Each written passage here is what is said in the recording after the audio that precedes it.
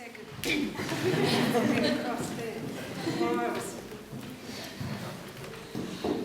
Thank you so much, mate. That's great. Good idea. Okay, fantastic. Look, what a joy and a privilege to be here.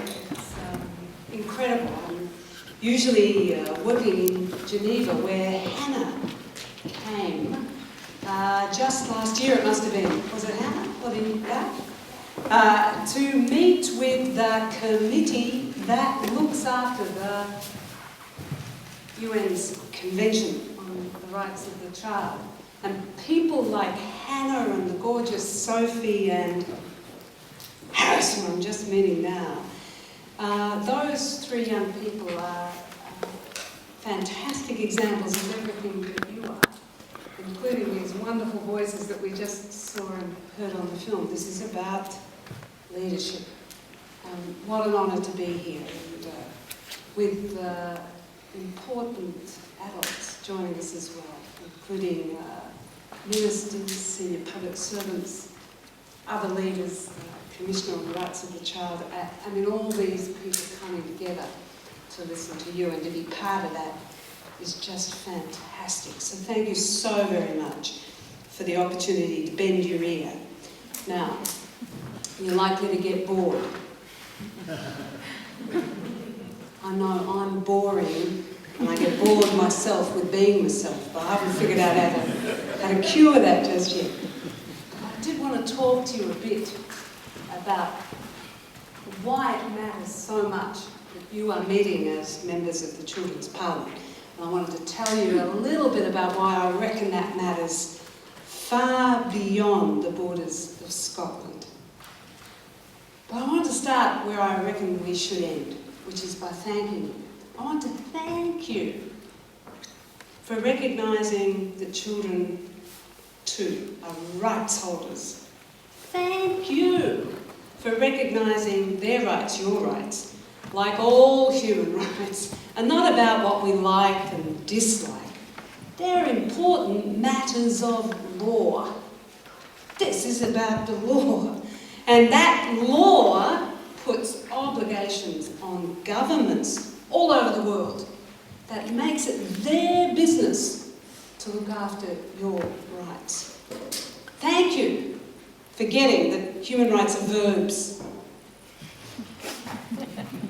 Like they're doing words. They're stuff you do. They're muscles. They're not gifts like from some weird Santa Claus who figures out whether you've been naughty or nice.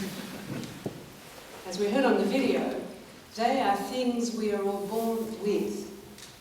Things that we can never be removed from except under very, very limited and special circumstances. Thank you for knowing that rights are about explaining to very powerful people how they should treat us who have less power.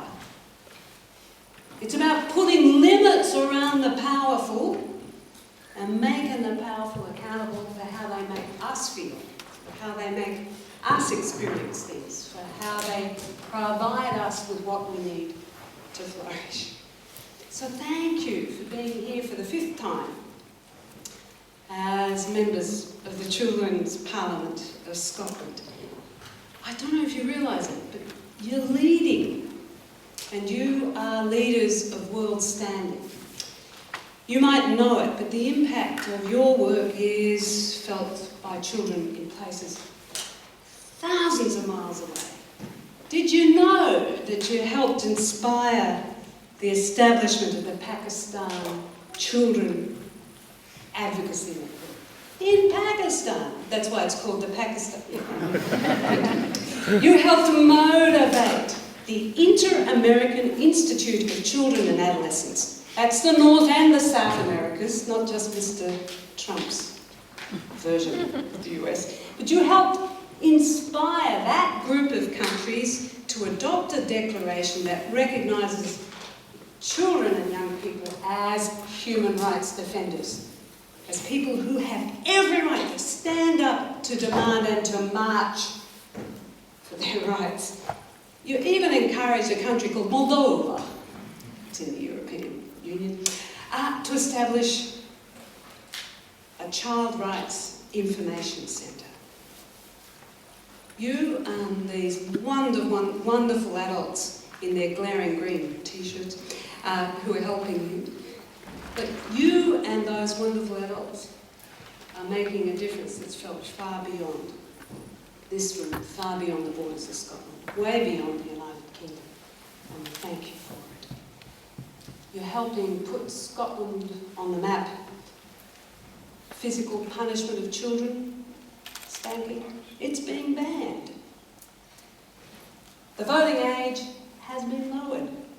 The age of criminal responsibility is being raised. We hope it might be raised a bit further. And in fact, you've figured out ways in which to make sure the opinions and advice of children, the wisdom of you, gets to connect with government decisions about schools and food and mental health. This is making a huge difference, and we thank you for it. But you know, promises are no good if they're not kept. And as Sophie has said very powerfully, you know, words are all fine and good. But the key thing is action and accountability for action. So when the Scottish Parliament, the Parliament of the unyoung, when the unyoung Parliament, thank you, holds their human rights debate later this year, because it is the birthday of the Convention of the Rights of the Child, it's turning 30, I hope they acknowledge loudly and clearly your leadership. They owe you that. They owe you respect, protection. They owe you your rights upheld, but they also owe you deep gratitude for your leadership. I'm not saying everything's perfect, but I am saying Scotland has made a very brave and impressive start, and a lot of it's down to you. What I do have to say though is it's not the same for kids everywhere. And in fact, for a lot of kids, things are pretty rotten. In other places, in other countries, under other governments, the rights of children are not at the centre. The rights of children are not a priority, but are in fact attacked. I think for the world's sake, we need to hear more voices like yours, and we need to figure out how to make that happen. It's a time when we sort of need all hands on deck. All hands. Well, we've only really got 2 each, mostly. And we've got a lot more fingers though, which is, I guess, a help. If you were to imagine that you've got one hand reaching out to kids all across Scotland, I wondered if I could ask you to have one hand left over to reach out to children all around the world. You know far better than me what children of Scotland need for their rights to be respected. But I thought I'd just tell you on the fingers of one hand what it might mean to also reach out to kids around the world. First finger. Just remember this. You are part of a majority. Children and young people today are not a minority. 50% of the world's population is aged under 30.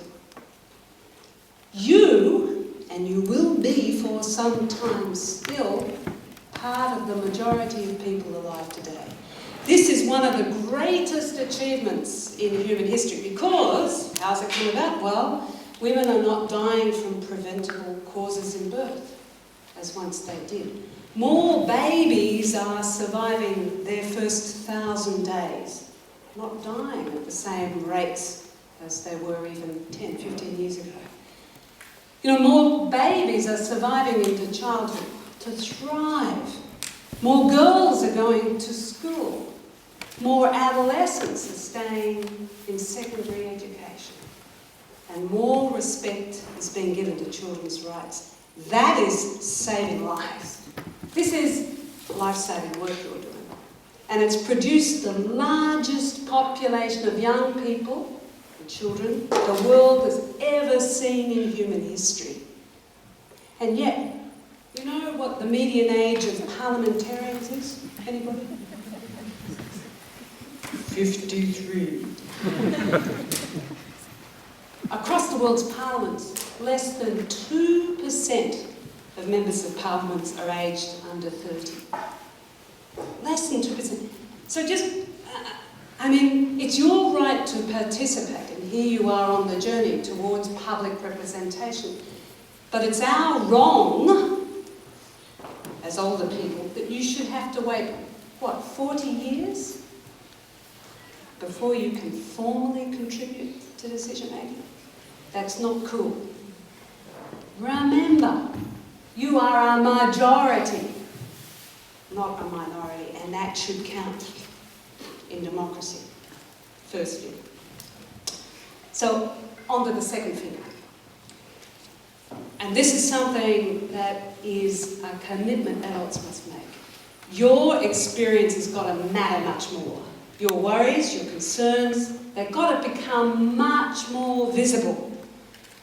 Just imagine we issued a global report card on the extent to which governments are performing consistent with your rights. Well, I reckon it wouldn't be a report card anyone would want to take home to mum and dad. Do you know that education systems across the world are failing children? There are 260 million kids today out of school.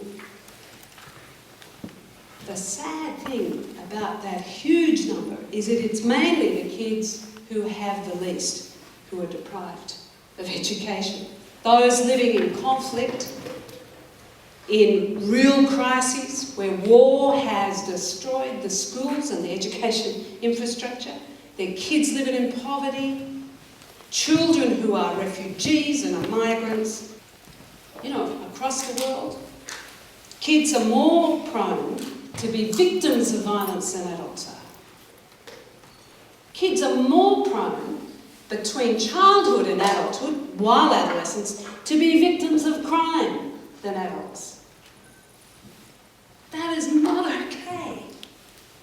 And in the context of migration and refugee status, 1 in every 3rd migrant is a child. It's a children's crisis, for goodness sake.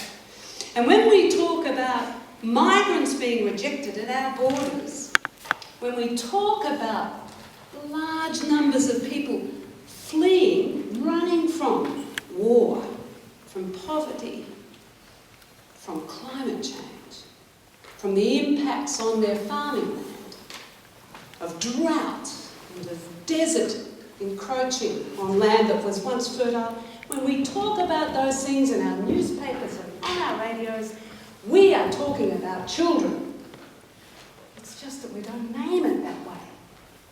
It's just that we pretend not to know that that's the case. That is unacceptable. That is not cool. We've got to wake up.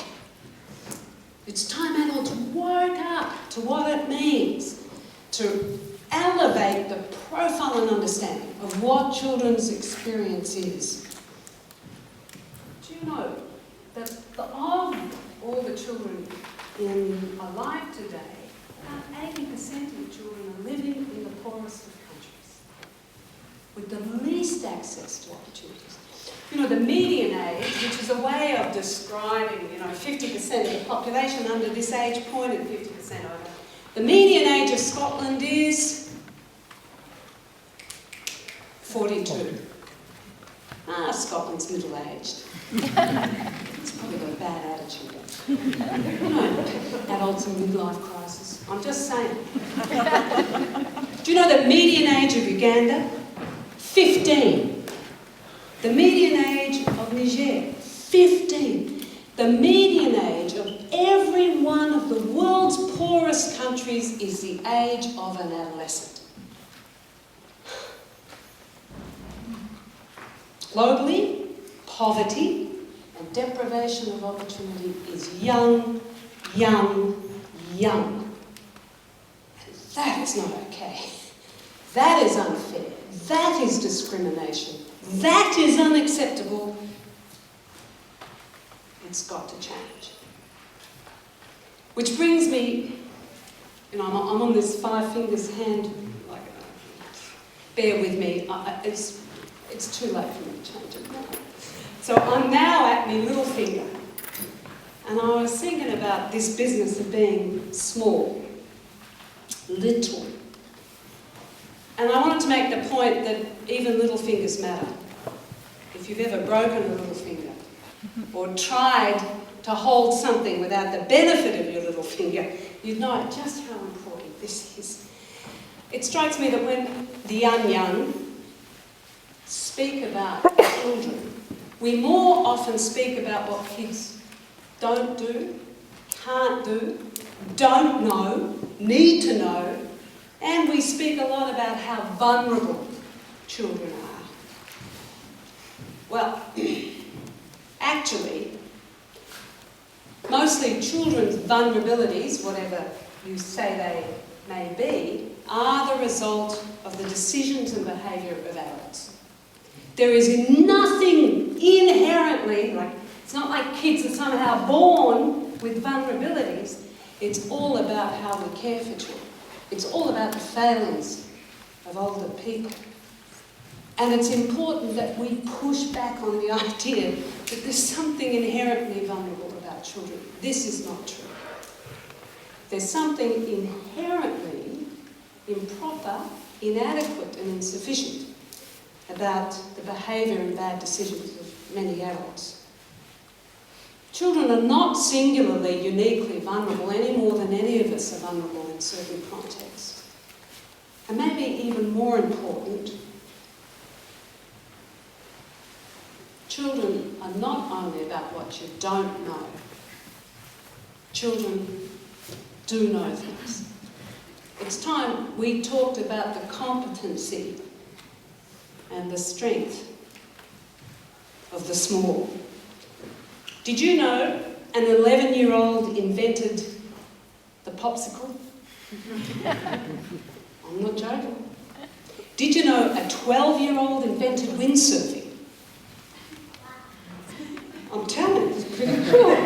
Did you know that a 14-year-old discovered the basic workings of the television? A 14-year-old dude. Did you know that Braille, which is the system used by visually impaired people to read and write, was invented by a 15-year-old? A 16-year-old invented the trampoline. A 17-year-old designed the US flag. An 18-year-old invented the workings of what would become the telephone. Why is it that we talk only about what kids can't do, don't yet know, and what they need to learn?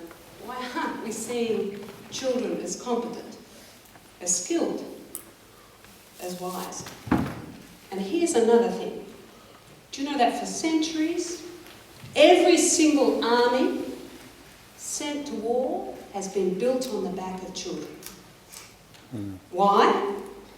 Because in times of conflict, children are thought of as strong, they heal well, they adapt, they're better at learning new knowledge, they're more selfless than our adults, kinder.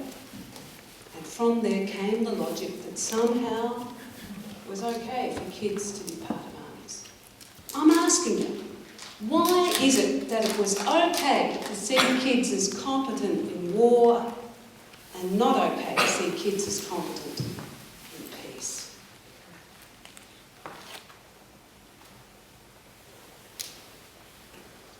Not only are children competent, as we've already heard, they're ambitious and they want more from adults. Even Prince Harry, or His Royal Highness Prince Harry, noticed this because he was talking to some young people just a week or two ago. He said, watch out, you might find yourself very frustrated with the older generation. So that brings me to the middle finger.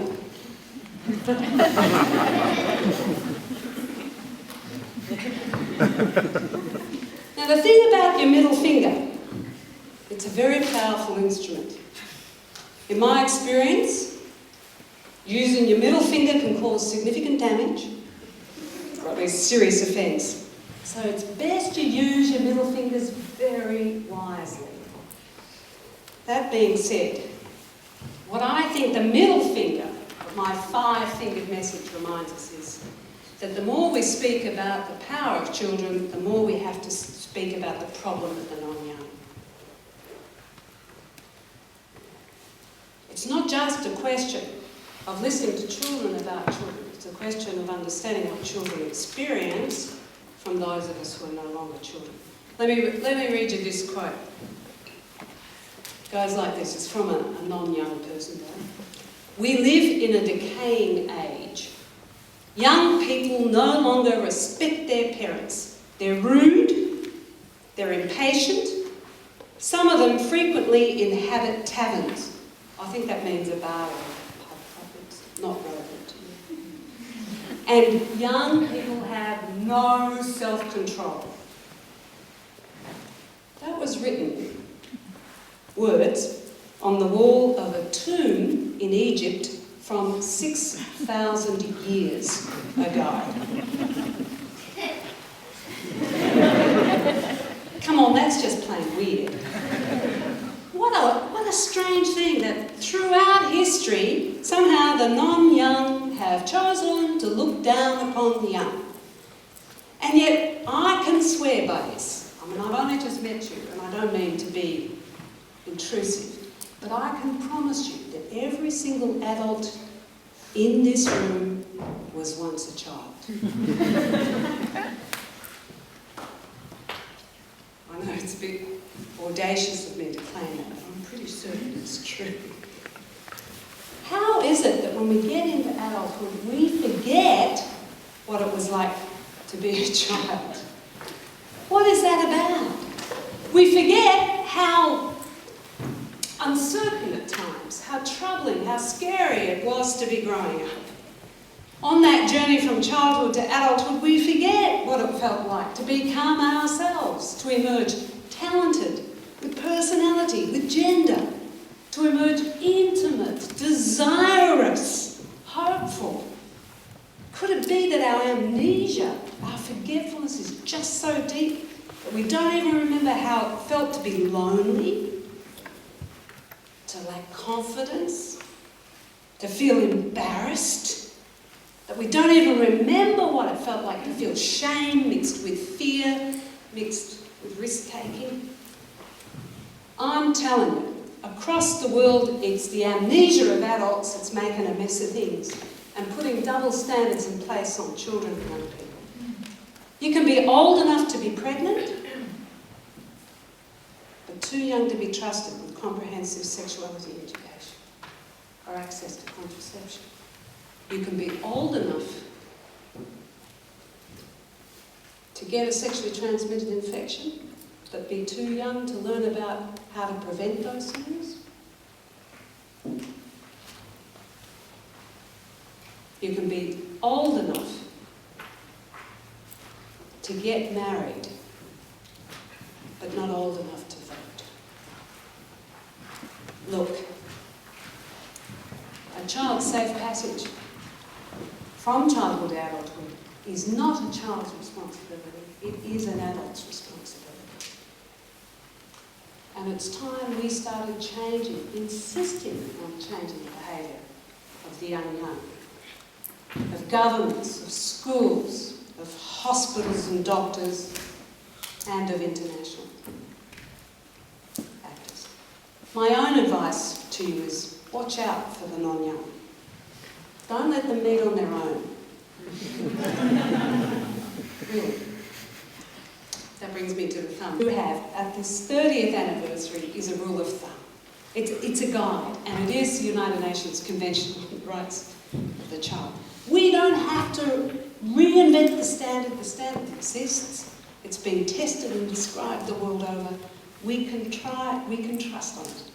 And like any good rule of thumb, and any good thumb, it tells us what we can support and what we should oppose. Thumb is the opposable digit. We should oppose bullying. We should oppose cruelty. We should oppose meanness. We should oppose deprivation of rights. But that same thumb is the thumbs up sign. We can celebrate access to education, to housing, to health, to love and to appreciation. That is the standard of the Universal Convention on the Rights of a Child. It's a thumbs up for kids' rights to enjoy, rights to have fun, rights to play, rights to leisure, and rights to love. Our hands always take strength from thumbs. It allows us to oppose very clearly. It allows us to partner really strongly with other hands. And when we reach out to others, it allows us to grasp those hands in solidarity. And that's all that human rights are about. That I uphold my rights in a way that doesn't wreck your rights, that you use your rights not only to defend your rights, but to protect the rights of us all. Rights come in handy. It's time we lowered the fist of hatefulness, discrimination and bigotry, specifically against children. We lowered that fist, we extend the hand of solidarity, and it's time we stand up for children's rights. Come on! Let's give the Children's Parliament of Scotland a hand.